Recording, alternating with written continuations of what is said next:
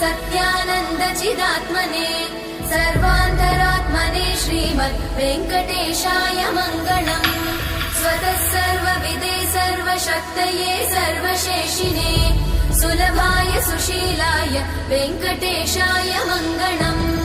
परस्मै ब्रह्मणे पूर्णकामाय परमात्मने प्रयुञ्जे परतत्त्वाय वेङ्कटेशाय मङ्गलम्। आकालतत्त्वमशान्तमात्मनामनुपश्यताम् अतृप्त्यमृतरूपाय वेङ्कटेशाय मङ्गलम्। प्रायस्वचरणौ पुंसां शरण्यत्वेन पाणिना कृपया दिशते श्रीमद् वेङ्कटेशाय मङ्गलम्।